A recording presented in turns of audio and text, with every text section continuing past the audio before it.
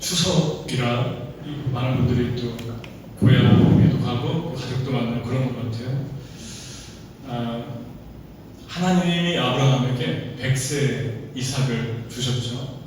그런데 이 이삭이 한 초등학교 정도 됐을 때 신학자들이 그렇게 예측을 합니다. 제물로 하나님께 바치라 그렇게 말씀하셨죠. 이삭은 이제 아브라함이 순종해서 이삭을 바치려고 오늘 좀 바쁘네요. 감사합니다. 여기 주머니도 안 해도 될 거예요. 죄송해요. 여기다가 잠깐만. 방송을 듣는 분도 계셔서 꼭 해야 될 것 같아요.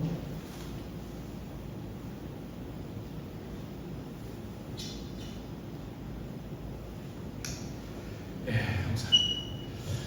그래서 이제 이삭을 데리고 하나님이 원하는 그 산으로 가서 이삭을 잡으려고 합니다. 그런데 그 이삭 그 초등학교 되는 아이가 다 알고 철이 있고 다 모든 걸 분별하는 상황인데 아버지가 자기를 향해서 칼을 들고 잡으려고 했을 때 천사가 나타나서 아브라함 두 번을 급하게 부르죠. 그리고 이렇게 말씀합니다. 아이에게 손을 대지 마라. 내가 내 아들 독자라도 내게 아끼지 아니하였으니 내가 이제야 내가 내 하나님 경외하는 줄을 아노라. 그랬습니다. 그러니까 이제야라는 말이 now라는 from now 그렇게 써 있는데 이제야라는 말이 눈에 들어오죠. 지금 이 시점은 아브라함이 100세가 넘었고 이삭이 초등학교 됐으니까 75세에 부름을 받았다고 계산을 하더라도 벌써 30년이 훌쩍 넘은 시간 동안 하나님을 따랐는데 하나님께서 아브라함에게 이제야 그랬어요. 지금부터 너는 나를 경외하는 줄 내가 이제 알겠다. 그때 아브라함이 눈을 들어서 돌아보니까 수양이 있고 그 수양 한 마리를 이삭을 대신해서 하나님께 번제물로 바치게 됩니다. 하나님이 지금까지 아브라함을 인도해 주셨고 그 아브라함과 함께 하셨고 아브라함이 어려울 때마다 도와주셨는데 이제야 하나님을 경외하는 줄을 알았다 라고 하는 말하고 어울리지 않잖아요. 그러니까 하나님을 경외하지 않은 사람을 도와준 셈이 되는 거죠. 하나님 말씀 그대로 받아들인다면 하나님을 진심으로 경외하는 것을 알지도 못한 채 하나님께서 도와주시고 길을 인도하시고 축복하셨다는 이야기가 됩니다. 하나님이 어떤 분인가 하나님의 마음을 우리가 감히 우리가 짐작을 하게 되죠. 그러니까 하나님의 사랑은 우리가 생각하는 거 우리의 이성과 우리의 감정으로 도저히 가능할 수가 없는 사랑이죠. 그리고 그분의 깊이, 그분의 그 넓이는 상상할 수 없을 만큼 깊은 바다를 보면서 그 바다를 측량할 수 없는 것처럼 상상을 못하는 그런 상황입니다. 그런데 아브라함이 아들을 데리고 사귐길을 걷고 종들을 데리고 가서 목적지가 가까운 산에 있을 때 그 종들에게 그렇게 얘기하죠. 자기 집에서 일하시는 분들한테 내가 산에 올라가서 내 아들과 하나님을 경배하고 내려올 테니까 여기서 잠깐 기다리십시오. 근데 이 장면을 보면 영화에서 제가 한번 본 것 같은데 한 30년이 된 것 같아요. 아브라함 영화를 본 것 같은데 아브라함이 아들을 바치라고 했을 때 하나님께 분노하는 장면이 나옵니다. 당신이 어떻게 나에게 그럴 수 있습니까? 어떻게 당신이 준 자녀를 당신에게 바치라고 합니까? 하면서 이글거리면서 분노하면서 못 바칩니다 라고 하나님하고 씨름하다가 결국은 순종하는 모습으로 좀 이렇게 드라마틱하게 그렇게 그걸 쓰려고 그랬던 것 같아요. 보여주려고. 근데 성경을 보면 성경적이 아닙니다. 왜냐하면 아브라함은 화낸 흔적도 없거니와 그냥 묵묵히 하나님이 원하시는 그 일을 하려고 가고 있죠. 어떻게 그렇게 할 수 있었을까? 아브라함이 화도 안 내고 분노도 안 내고 원망도 안 하고 그렇게 할 수 있었던 이유 두 가지입니다. 그것을 히브리서 11장에 이렇게 해석을 했어요. 뭐라고 했냐면 아브라함이 시험을 받을 때 믿음으로 이삭을 드렸으니 저는 약속을 받은 자로에 그 독생자를 드렸습니다. 저에게 이미 말씀하시기를 내 자손이라 칭할 자는 이삭으로 말미암으리라 하셨으니 저가 하나님이 능히 죽은 자 가운데서 다시 살리실 줄로 생각한 자 비유컨대 죽은 자 가운데서 도로 받은 것입니다. 첫 번째 이유는 아브라함의 믿음이 어디까지 갔냐면 이삭을 만에 하나 내가 죽인다고 해도 하나님 살릴 수 있는 분이다. 거기까지 지금 간 거예요. 두 번째는 아브라함이 오늘 말씀을 잘 보셨을 텐데 아브라함아 그렇게 천사가 멈추게 했죠. 칼을 가지고 잡으려고 할 때 그때 아브라함이 하나님 음성을 듣습니다. 이제야 내가 나를 경외할 줄 안다. 그리고 나는 너 씨를 통해서 바다의 모래알처럼 하늘의 별처럼 그렇게 번성하게 할 것이다. 그리고 축복을 계속 말합니다. 뒤에서 얘기하겠지만 그 말씀이 끝나자마자 아브라함이 하나님이 아무 말씀도 안 했는데 주변을 둘러보죠. 주변을 둘러보니까 거기에 수염소 한 마리가 수양이 한 마리가 묶어놓은 것도 아니고 도망가지 못하게 뿔이 덤불에 걸려가지고 그냥 거기에 그 자리에 있는 거예요. 움직이지 못하고. 그 수양을 가져다가 드립니다.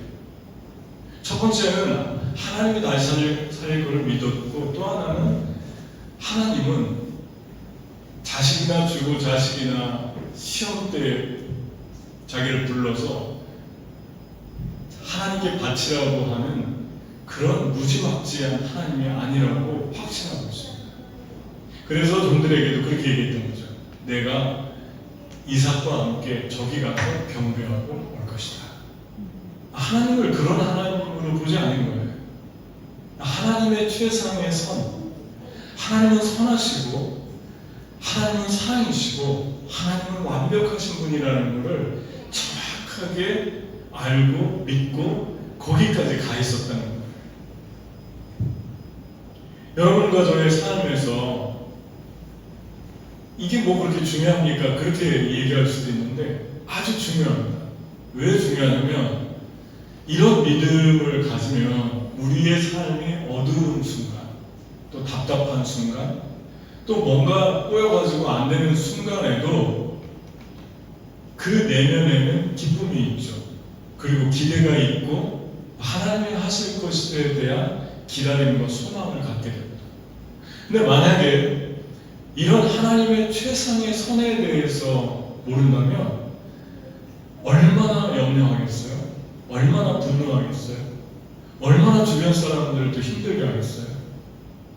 자기 자신을 해치는 사람도 있고 어떤 사람은 다른 사람한테는 표를 안 내는데 자기 자신의 내면을 홀트하는 분들이 있을 거고 반대로 다른 사람을 힘들게 할 수 있어요. 내 가족들, 내 주변 사람들을 내가 힘드니까.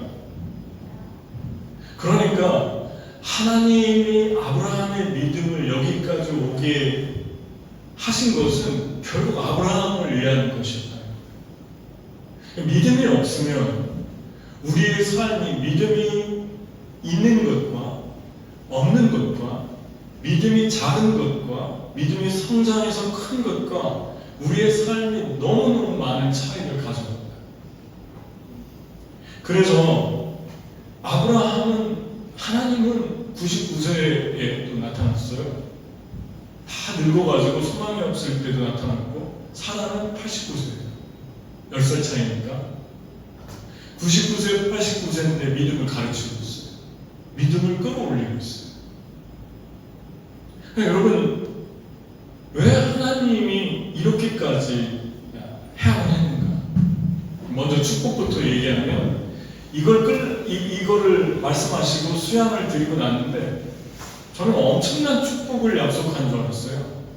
근데 세상적인 눈으로 보면은 별게 없어요. 아들까지 드리려면.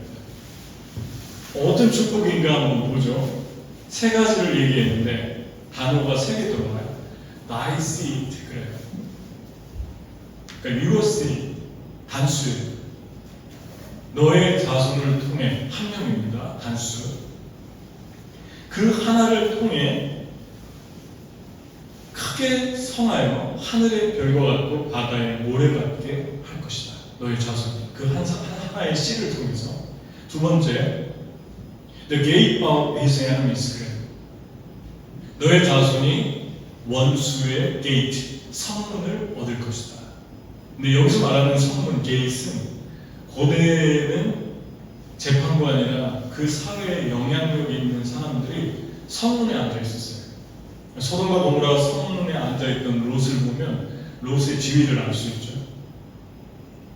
그래서 재판관이나 그 나라에 가장 중요한 영향력을 주는 사람들이 성문에 앉아있다는 건데 그 원수의 성문을 주겠다는 건 여기서 말하는 원수는 사단을 의미하는데 한 도시와 성을 잡고 있는 그 영향력 있는 사람들이 있는데 그들의 마음속에서 역사하고 있는 악한 영들을 통해서 이 세상의 그 악한 영향력이 이렇게 흘러갑니다.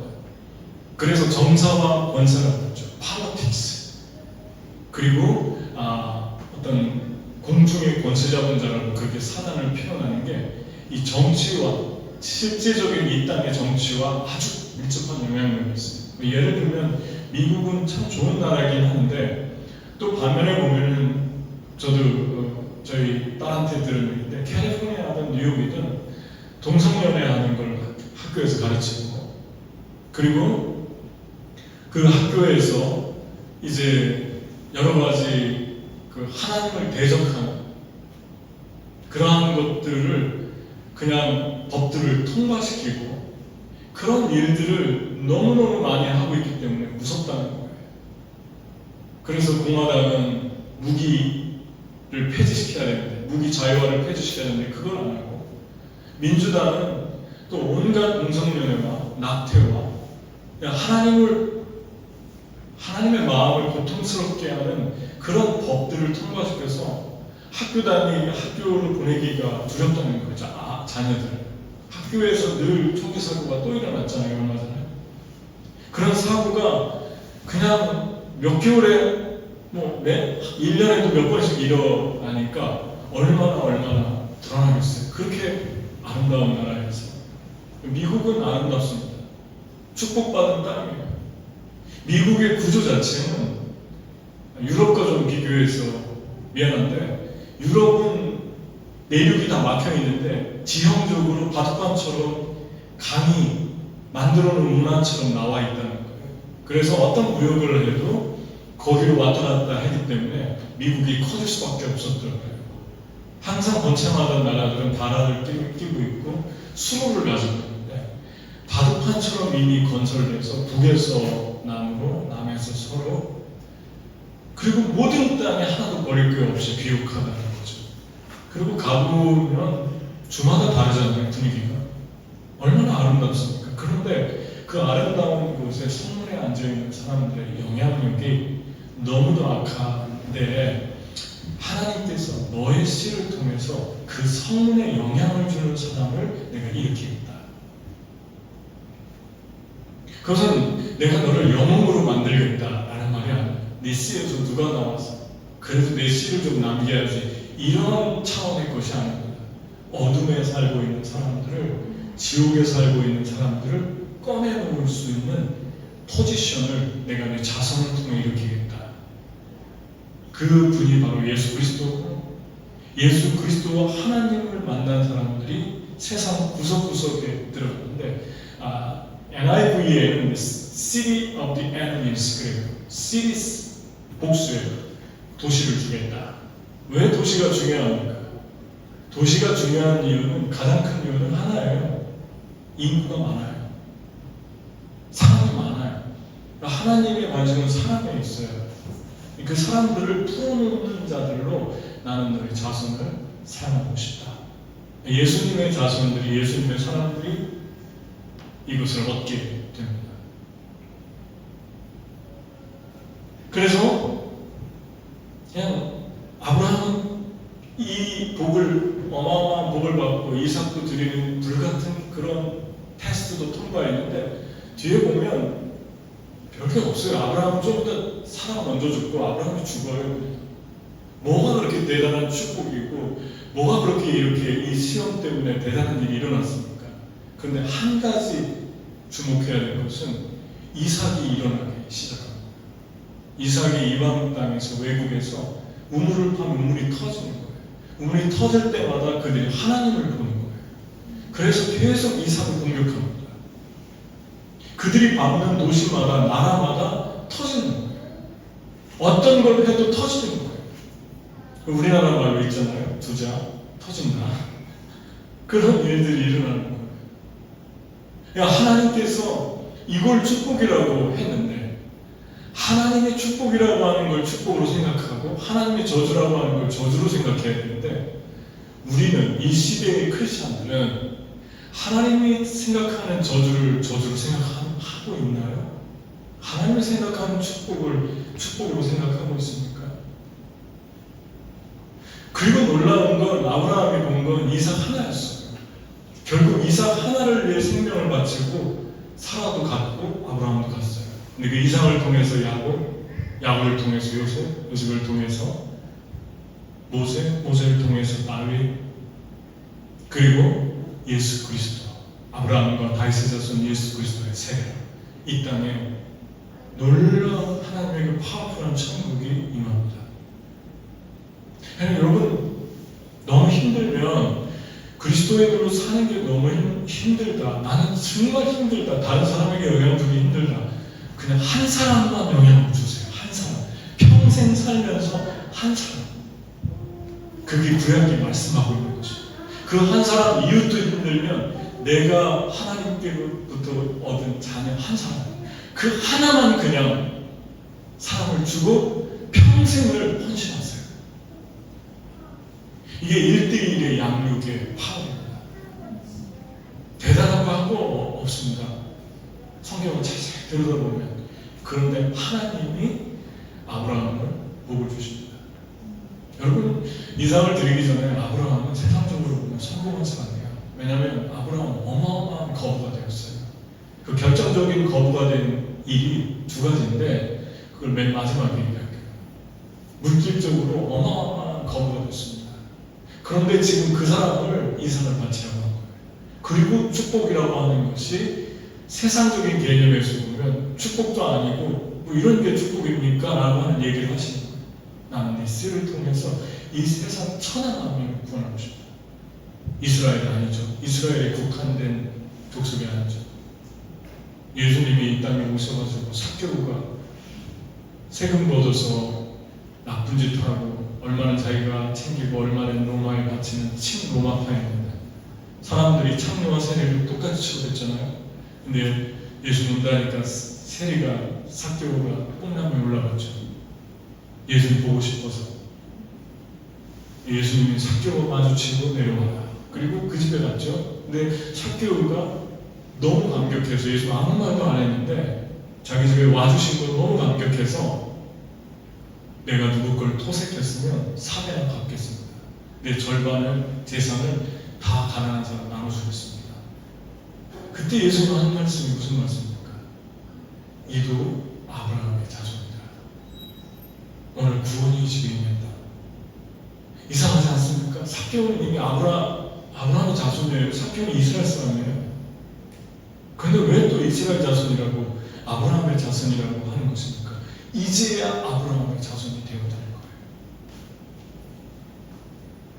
예수 그리스도를 믿고 회개하고 거듭난 사람을 아브라함의 자손, 영적인 눈으로 보신 거예요. 이스라엘의 육체적인 관계로 국한시키지 않고 그게 천하 만민이 내 씨를 통해서 복을 받으리라는 말씀에 성취합니다. 여러분은 이런 축복의 개념이 있습니까? 내가 사랑하는 한 사람을 통해서 그 한 사람을 통해서 이 열방과 그 한 사람이 만나는 사람들이 풀어지고 어둠에서 나오고 자유케 되고 그걸 축복으로 보시는 것입니까? 여러분 자녀 한 사람이 이 땅에서 성공했다라고 하는 개념이 이런 개념으로 보십니까? 여러분 자녀가 누군가를 사랑하고 예수님 이름으로 물 한 그릇을 목마른 자들에게 대접하고 가난하고 헐벗은 자들에게 자기 옷을 벗어주고 갇힌 자들에게 친구가 되어주고 그것을 정말 나는 못 받았습니다. 주님, 내 자녀들이 이렇게 하나님께 쓰여지고 있네요. 라고 믿는 것입니까?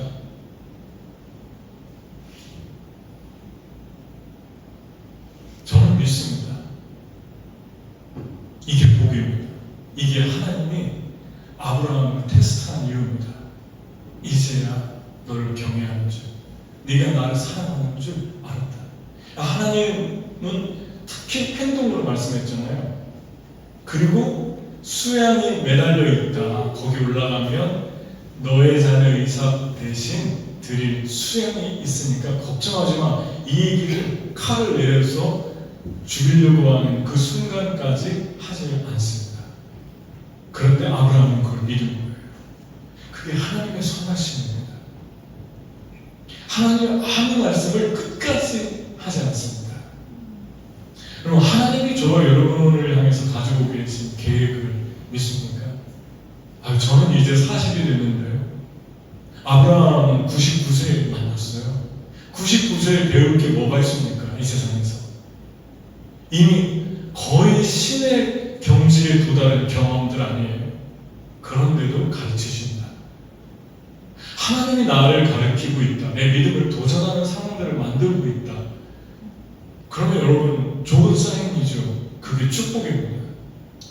아무리 살아도 내가 믿음으로 뭔가를 결정할 일이 없는 것 같다. 그건 축복이 아니에요. 축복의 반대예요. 정말 소망은 내 삶에 나이가 들고 내 삶이 이 세상에서 성공했다라고 하는 자리에 들어가는 것 같아도 하나님 나를 자꾸 도전하면서 믿음을 끌어올리려고 하는 그게 있다면 정말 그 축복입니다. 하나님이 준비시키는 여호와 이레, 아멘. 준비시키려고 하는 거예요. 준비시키려고 하는 거예요. 어떻게 말씀하기 전에 전 두 가지를 얘기하고 마치고 싶어요. 왜와 어떻게. 그럼 왜 하나님이 아브라함을 이렇게 99세가 되었는데도 이삭이 자라서 100세 때 얻었는데 자라서 초등학교가 됐으니까 주님을 만난 지 30년, 35년이 돼가는데도 왜 아브라함에 자꾸 이렇게 믿음을 도전하시는 것입니까? 테스트하시는 것입니까? 왜? 첫 번째, 큰 이유 하나가 있습니다. 열방의 아버지, 열방의 어미로 만들겠다고 그랬습니다. 아브라함이 아무것도 없고 이제 나이는 먹고 99세가 됐는데 86세에 한번 인간적인 힘으로 이스마엘을 만들었죠. 근데 하나님 아니라고 그랬습니다. 그리고 이 자기 와이프는 생리를 끊어줬어요. 여성으로서 피지컬리 생리적으로 아무것도 과학적으로 이제 아이를 가질 수가 없어요. 아브라함은 다 포기한 상태인데 포기한 99세에 나타나서 하나님 말씀하시는 이름까지 알려줍니다. 여러분 상상이 되는 이야기입니다. 네 자녀는 이삭이라고 해요. 근데 99세에 그 말을 들었어요.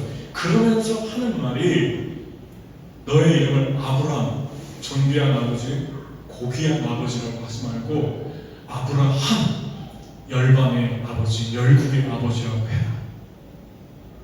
그리고 나서 99세에 그 말을 들었는데 그리고 나서 천사가 하늘로 갔어요. 하늘로 갔다가 다시 또 내려왔어요. 그 유명한 이야기가 있잖아요. 천사가 왔는데 사람의 모습으로 와서 아브라함이 극진히 대접을 했어요. 사람과 함께 음식을.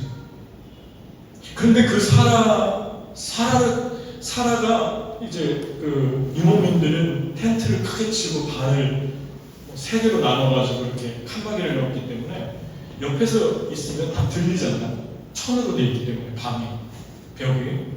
사라가 이쪽 방에 있고 저쪽에서 이제 하스피털이 들어가는 거 아닙니까? 그래서 대접을 하는데 송아지를 잡고 극진히 지나가는 나그네를 그렇게 대접했어요. 중동 사람들은. 대접을 하는데 천사였어요. 그리고 하는 말이 사라가 내년 이맘때 아이를 낳을 것이다. 사라가 듣고 있다가 웃었어요. 어떻게 웃었냐면 나는 이제 여성으로서 모든 육체적인 한계가 왔고 아무것도 이룰 수가 없는데 어떻게 내가 아기를 갖는다고 하지? 하면서 속으로 생각하고 웃었는데 천사가 속으로 웃은 걸 들었어요. 그리고 사라가 웃었다. 믿음 없이 웃은 거죠. 그랬더니 저쪽에서 사라가 웃지 않았습니다. 그랬더니 네가 웃었다. 마음속에 있는 것까지 다 꿰뚫어 보십니다. 그리고 나서 하는 말이 너는 사례였어요. 사례. 공주. 그런데 사라라고 해라. 사라. 열방의 어미, 왕비라는 뜻입니다. 왜 하나님이 이들을 훈련을 시켰냐? 이게 최고의 목적이었어요. 시작과 끝 하나였어요. 그러니까 아브라함은 그냥 쉽게 얘기하면 왕자님으로 살다가 인생을 마칠 수밖에 없는 사람이었습니다. 사라는 공주처럼 살다 마칠 수밖에 없었어요. 그런데 하나님의 계획은 너가 왕자, 너가 공주병에 빠져서 평생을 살지 말고 네가 다른 사람들에게 그들이 얼마나 하나님께 존귀한 존재인지 공주같이 왕자처럼 존귀한 자처럼 깨닫게 해줘라. 그러려면 열방의 아버지가 되어야 된다. 왕자병에서 나와라. 그런 거예요. 공주병에서 나와라. 그리고 나는 너희가 한 사람 한 사람에게 그런 존귀함을 심어주면 좋겠다. 제가 그 얘기했죠. 하와이의 플루메리아라고 하는 플루메리아라는 피우시아 플루메리아라는 꽃이 있는데 이 세상에서 제가 맡아본 향기 중에 제일 좋은 천국의 향기를 가지고 있어요. 어느 날 일어나서 여기서 안식단을 보낼 때인데 그 꽃의 세 가지를 제가 묵상했어요. 하나는 그 향기, 그리고 두 번째는 하와이에서 그 꽃을 따가지고 여인들이 다 따가지고 따면 그냥 기다렸다는 듯이 딱 떨어져요. 조립식처럼 상처 없이 그걸 꿰가지고 사람에게 걸어주면서 하는 말이 당신을 만나서 축복이보다 그게 꼴말이에요. 세 번째는 상처받지 않아요. 주면서도 이 세 가지 제가 다른 분들 결혼식 할 때 잘 얘기합니다. 이런 사람이 되게 하소서. 제 딸 주례할 때도 이렇게 얘기했어요. 여러분, 저와 여러분을 하나님께서 사람을 만났을 때 나 공주야, 나 왕자야 그런 삶이 되기를 원치 않고 진짜 자존감이 있으면 그런 말 할 필요가 없잖아요. 자존감이 낮으니까 자꾸 공주인 척 하는 거 아닙니까? 왕자인 척 하잖아요. 자존감이 낮으니까. 자존감이 있으면 어떻습니까? 상대방을 존귀한 당신을 만나 축복입니다. 플루메리아 꽃을 걸어주잖아요. 그리고 향기가 나잖아요. 지상에 없는 향기. 만나면 만날수록 향기가 있잖아요. 세 번째, 누군가에게 사랑을 주려고 하면 그때부터 상처받았어. 상처받기 싫으면 평생을 그냥 마음을 잡고 살면 돼요. 아무에게도 관심 갖지 마세요. 근데 C.S. 루이스가 그랬죠. 그러면 가장 먼저 당신 내면이 썩어서 죽을 것이다. 외로워서. 여러분은 하나님이 저와 여러분을 사랑을 줄 때 받을 기쁨보다 더 크게 만들었어요. 사랑하는 거예요. 사랑을 주면. 하나님이 그렇게 만들었기 때문에. 저는 이 땅의 젊은이들이, 열방의 젊은이들, 열방의 아이들이, 열방의 어른들이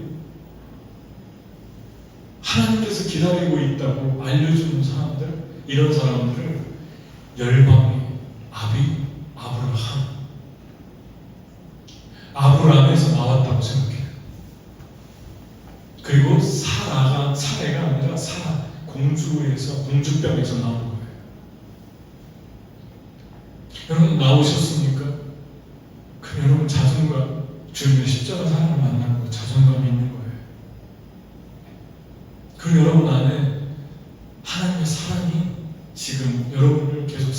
확장시키고 있는 것입니다. 왕비가 되면, 공주에서 왕비가 되면 모든 사람들의 아픔과 고통을 품을 줄 아는 사람이 된 거예요. 아비가 되면, 아비의 마음이라고 하잖아요. 아버지가, 어떤 사람, 아버지의 매력은 혼자 조용히 울잖아요. 우는 모습도 상처받을까봐 안 보여주잖아요. 그게 아비의 마음입니다. 예수님의 마음입니다. 너무 힘들고 어려운데도 자녀들이 걱정할까봐 드러내지 않는 게 아비의 마음이에요. 사랑을 주면서도 모든 공들을 엄마에게 돌리려고 하는 마음, 아비의 마음이에요. 하나님의 마음이에요. 예수님은 하나님에게, 하나님은 예수님에게. 그게 신랑과 신부의 마음이에요. 자식과 부모의 마음이에요. 예수님은 아버지를 높이잖아요. 아버지는 예수님을 높이잖아요. 얼마나 비워진 마음입니까? 깊이 있는 마음입니까? 여러분, 열방의 아버지로, 어머니로 주님이 여러분과 저를 만들고 싶어서 어떻게 만드시는가? 어떻게 만드시는가? 첫 번째, 하나님 믿기 전의 삶도 주님이 인도하셨음을 첫 번째 알려주십니다. 아브라함의 아버지 데라인데, 데라는 갈대아 우르에서 어쩐 일인지 자녀들을 다 데리고 이사해가지고 하란으로 왔어요. 갈대아 우르는 이란이고 하란은 터키입니다. 이란에서 터키까지 온 거예요. 그런데 아브라함의 아버지 데라는 저쪽에서 우상을 섬겼을 뿐만 아니라 우상을 만드는 사람이었다고 그래요. 형상을 만드는 우상 제조자였어요. 그런 데라를 데리고 와서, 데라가 하란으로 왔는데, 터키로 왔는데, 아브라함도 따라왔죠, 어리니까. 그러면 자기가 결정해서 이사를 했는데 하나님이 뭐라고 말씀하시냐면, 아브라함에게 나타나셔서 또 그 얘기를 하시네요. 나는 이 땅을 내게 주어 소유를 삼게 하고 너를 갈대아인의 우르에서 이끌어낸 여호와니라. 데라가 자기 결정해서 우상 섬기던 사람이 그냥 이주해 왔는데 하나님이 이끌어냈다고 그럽니다. 그러니까 하나님이, 아브라함이 하나님을 모를 때, 아버지도 하나님을 모를 때에도 그 모든 인생은 하나님의 손에 있었다는 거예요. 하나님이 움직이고 계셨다는 거예요. 그래서 우리는 누굴 원망할 필요도, 가족을 원망할 필요도, 부모를 원망할 필요도 없습니다. 하나님을 깊이 만나면 하나님의 섭리가 보이고, 그 아픔과 고통 속에 있었던 그런 가족의 백그라운드가 있어도 섭리가 보이고, 또 행복했던 그 가정의 모든 은혜들이 하나님을 모르는 내 가족이었는데, 우상을 섬기던 가족이었는데, 그때에도 하나님의 손에 있었던 그 인도하시는 손길을 우리가 보게 됩니다. 주님을 만나면 원망과 불평과 탓이 다 없어지죠. 왜냐하면 다 하나님이 하나님 섭리 가운데 하셨다, 믿어줘서 그렇습니다. 하나님께 다 맡기는 거예요. 우리의 어두움도 기쁨도 다 협력해서 하나님의 아름다운 것을 창조해 내십니다. 나의 손은 주님 손 안에 있었습니다. 그 찬양 있잖아요. 처음에 어떻게 부르죠? 그거 말고 너무 많이 하셨어. 찬양이요? 미안해요. 너무 많이 하는 것 같아요.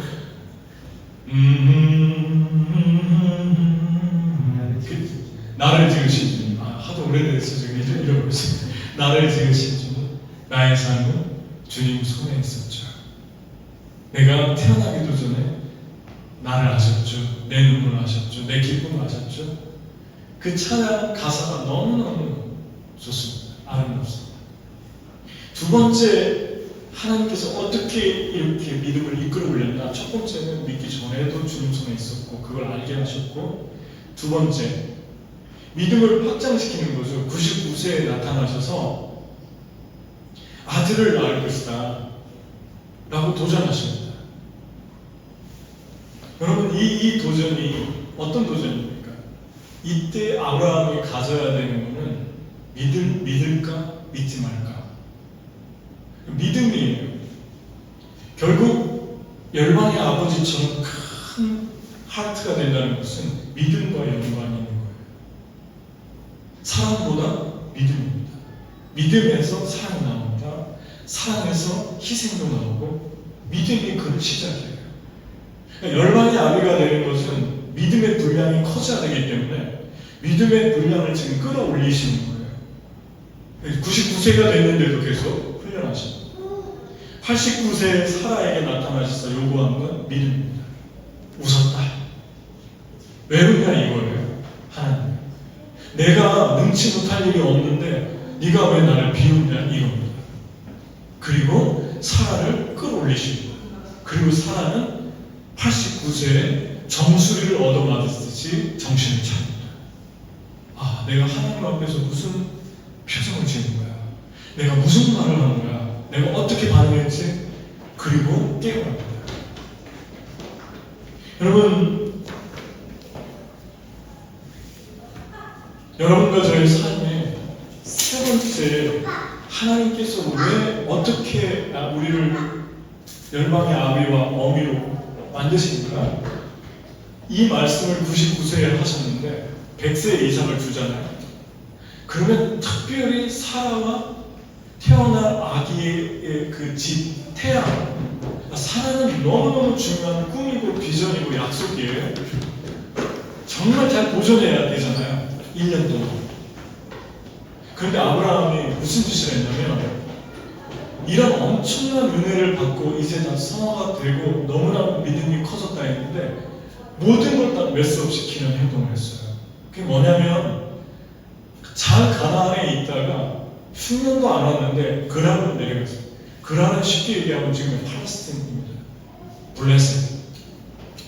내려가서 그걸로 끝난 게 아니라 자기 아내가 너무 예뻐서, 얼마나 예뻤는지 모르겠는데 너무 예뻐서 왕이 자기 아내를 데려가고 자기를 죽일까, 어떻게 이런 생각을 했는지 아내를 그냥 누이라고 속였어요. 내 동생 누이입니다. 역시 아비멜렉이 왕이 데려갔어요. 그 미모를 보고 데려가서 자기 철을 삼으려고 했는데 아무것도 모르고 한 일이죠. 근데 하나님이 나타나셔서 경고하십니다. 너와 내 가족이 다 죽을 것이다. 그리고 그는 남편이 있는 여인이다. 그 사람은 깜짝 놀라가지고 불러가지고 다시 보냅니다. 근데 이 일을 아브라함이 25년 전에도 했어요. 애굽에 내려가서 하나님 부르셨는데 애굽으로 내려가가지고 이때도 똑같이 그랬어요. 애굽 왕에게 자기 아내를 누이라고 속이고 바쳤는데 하나님이 또 애굽 왕에게 나타나서 경고하시고 돌려보내고, 아브라함이 거부가 된 게 이때 이 두 가지 사건입니다. 아브라함은 다 망쳐놨는데 하나님을 거기서 나오게 할 때 그들로 말미암아 어마어마한 재물을 준 거예요. 빨리 나가라고. 땅도 주고 금도 주고 은도 1000개인가 주었죠. 그럴 왕이. 그리고 빨리 나가라고. 어마어마한 거부가 된 게 바로 이 사건입니다. 여러분, 아브라함은 참 비겁하잖아요. 그 비겁함은 어디에서 나왔을까요? 믿음과 연관이 있습니다. 전에도 말했지만 아브라함은 소돔과 고모라 성처럼 타락한 도시에 영향을 미쳤고 구원을 했어요. 그 땅을 축복했어요. 그 땅의 사람들이 다른 나라에 포로로 끌려갔을 때 다 되찾아갔어요. 그렇게 타락한 도시에도 영향을 줬던 사람이 그날에는 뭐라고 고백을 했냐면, 이 땅에는 하나님 두려움이 없기 때문에 그들이 나를 죽일까봐 내가 그렇게 했습니다. 왕에게 그렇게 얘기했어요.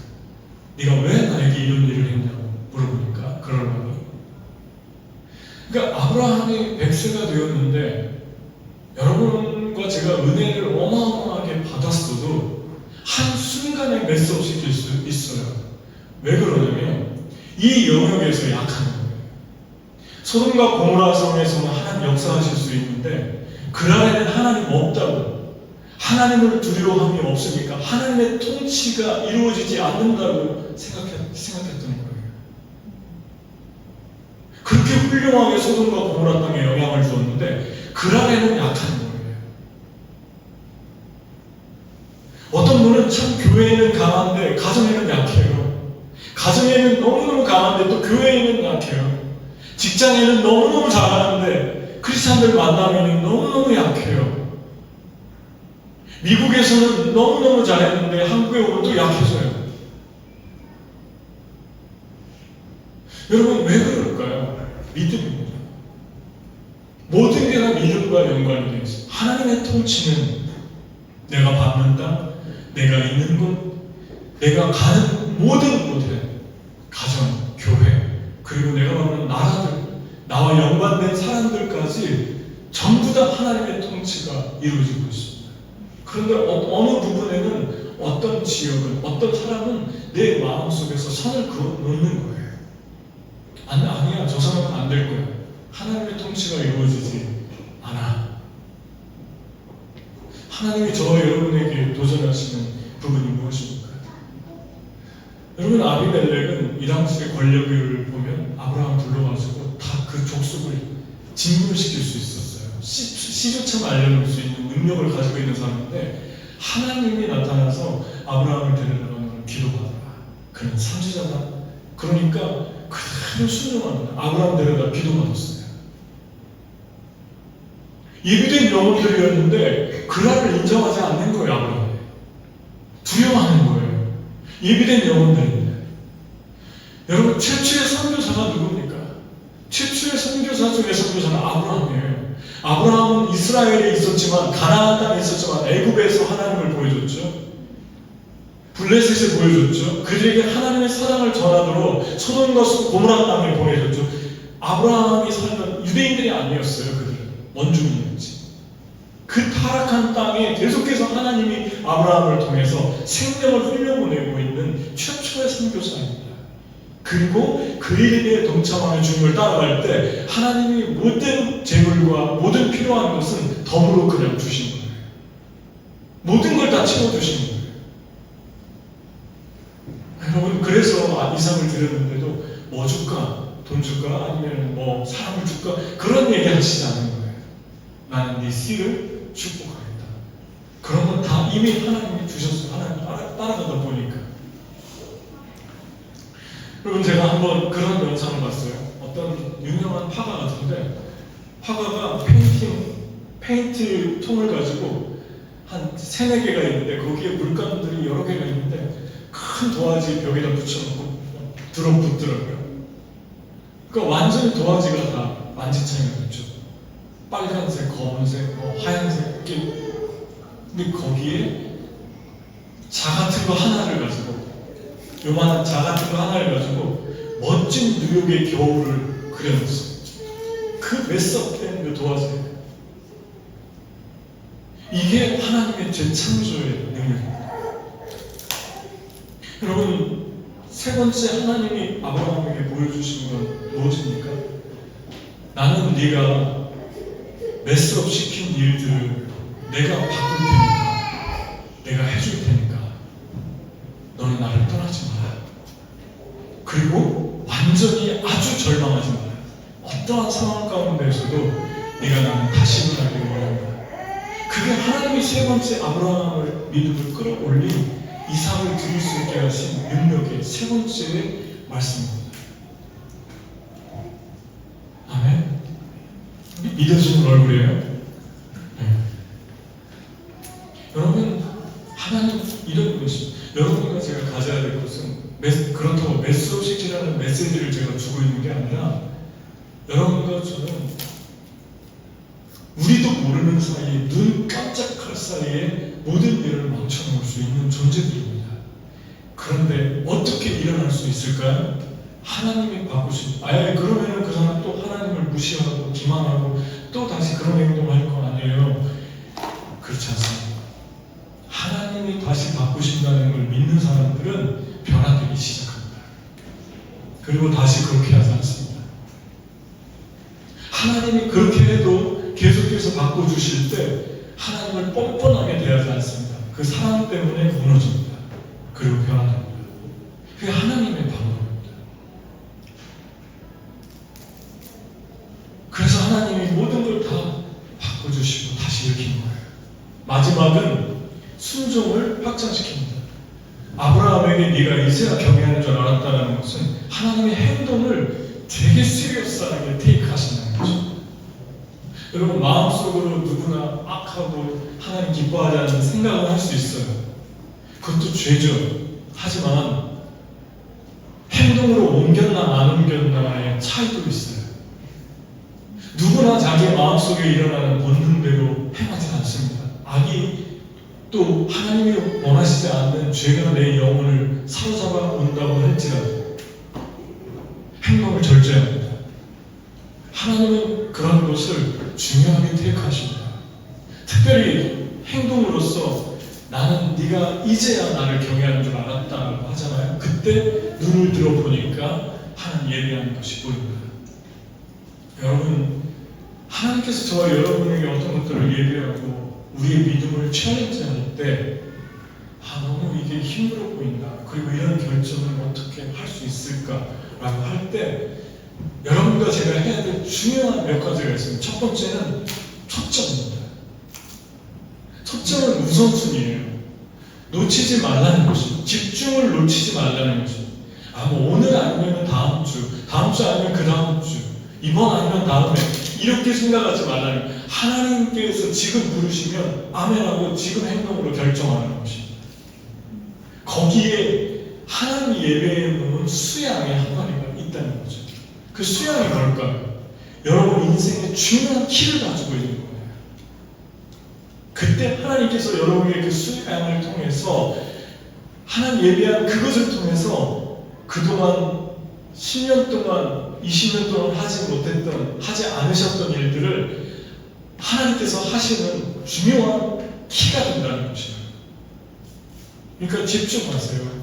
그리고 하나님이 나를 믿음을 끌어올리는 훈련을 시키실 때 놓치지 마세요. 디스트랙트 되지 마세요. 꼭 사단은 디스트랙트 시킵니다.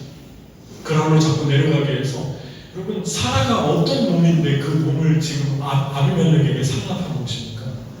지금 이 사람은 열방을 품을 예수 그리스도가 오게 하는 근원으로 만들고 싶어 하는데, 아브라함이 아무 생각 없이 두려움 때문에 비겁한 행동을 하잖아요. 믿음 없으면서 두려움. 그래서 그 비겁함에서 또 두려움이 나오고, 믿음 없음, 비겁함, 두려움, 그 두려움들이 다 연결되어 있잖아요. 그래서 하나님이 끌어올리신 거예요. 그래서 아브라함이 이삭까지 드리는 곳 가게 되고, 다시 하나님의 언약 가운데 이삭을 낳게 됩니다. 그리고 이삭을 온 마음을 다 쏟아서 이삭을 세우는데 헌신합니다. 육체적인 자녀, 또 영적인 자녀 한 사람만 어려우면 한 사람만 하십시오. 나는 한 사람밖에 못하겠다. 한 자녀, 나에게 준 실제 나에게 준 그런 자녀를 그 한 사람에게 생명을 걸고 사랑하고 다 쏟으십시오. 지난주에 전혀 예상치 못하게 인스타를 통해서 한 자매와 연결이 됐어요. 어떻게 뜨길래 봤더니 많이 본 것 같다 했는데, 뉴욕에 있던 여기 우리 프렛다는 형제 자매들 왔는데, 그 아트스쿨 스위에도 있고, 그 어디다 했는지 제가 잘 모르겠어요. 그 자매가 학생이었어요. 근데 새신자반을 잘 하다가 갑자기 몸이 안 좋고 어려운 일이 생겨서 그냥 너무 급하게 가느라고 인사도 못했고 소식을 알 길이 없었어. 근데 인스타가 또 좋은 점도 있는 것 같아요. 근데 늘 궁금했던 터라 연락을 했더니 쭉 나눠줬어요. 자매가 결혼했는데 암이 걸려가지고 아기도 낳았는데, 아기 낳고 6개월 있다가 20대 후반, 30대 초반, 아주 어린데 암이 걸려서 정말 그 어려운 시간들을 다 통과해 온 거예요. 근데 제가 되게 은혜했던 말이, 그걸 쭉 저에게 들려주면서 하는 말이, 목사님, 제가 살면서 제일 잘하는 일은 아이를 낳은 것 같아요. 정말 맞다. 목사님도 손주가 있는 것 같은데 이쁘시죠? 그러는 거예요. 정말 공감한다. 아이를 낳은 것 같아요. 그게 제가 살면서 제일 잘한 일 같아요. 그렇게 얘기를 했어요. 마음이 되게 터치가 되고 뭉클했습니다. 여러분, 하나님께서 여러분의 삶에 주신 그 많은 축복 중의 축복은 육적인 자녀, 영적인 자녀, 한 명을 사랑하는 거예요. 아이를 낳지 않는 이유 중에 몇 가지를 드립니다. 우리나라 너무 살기가 힘들어서 경쟁적이에요. 그리고 키울 자신이 없어요. 그리고 내 삶도 중요해요. 이게 세 가지예요. 요즘 젊은 세대가 참 어리석은 것 같습니다. 하나님의 가정을 어떻게 왜 축복한다고 제가 말했잖아요. 여러분이 자녀를 먹여 살리는 게 아니라 자녀 때문에 하나님이 여러분을 공급하시는 거예요. 어린아이들을 너무 사랑하기 때문에 자녀를 갖잖아요. 그 자녀 때문에 하나님 먹을 걸 주십니다. 인컴을 주십니다. 그게 하나님의 말씀이에요. 내 어린아이들이 내 아버지의 얼굴을 날마다 보고 있다. 바로가 자녀 낳으면 죽여라 그랬잖아요. 이스라엘 자녀를 낳으면 다 죽여라, 깐난 아이들. 그런데 산파들이, 아이를 받는 그 산파들이 엄마가 아이를 낳으면 살렸더라. 왜요? 믿음으로. 어떻게 자녀 낳습니까? 믿음으로 낳는 거예요. 믿음으로. 믿음으로 키우는 거예요. 여러분, 어떻게 믿음과 열방의 아버지, 어머니가 연결되는지 아시겠죠? 이 얘기만 하고 마치겠습니다. 한 아이가 아이스크림을 주고 있는데 맛있게 먹고 행복한데 옆에 있는 아이가 와서 치수로 갔어요. 아이가 멍하게 바라보고 있다가 무릎을 터뜨렸습니다.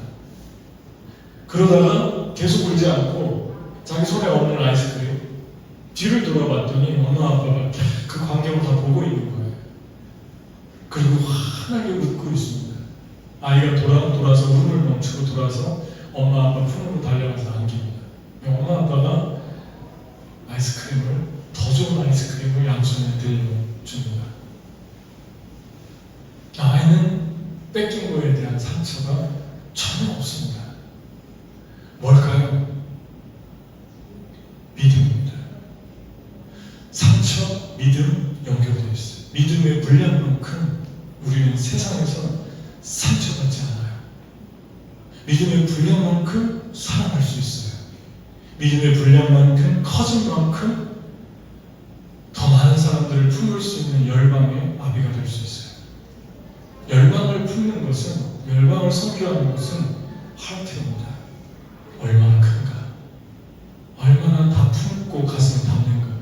왜냐하면 내 뒤돌아보면 내 아버지가 나를 보면서 웃고 있는 걸 내가 알기 때문에, 네가 희생했구나, 네가 또 주다가 상처받았구나, 네가 나를 따르다가 어려움이 있었구나, 그 아버지의 얼굴을 바라보는 믿음이 있기 때문에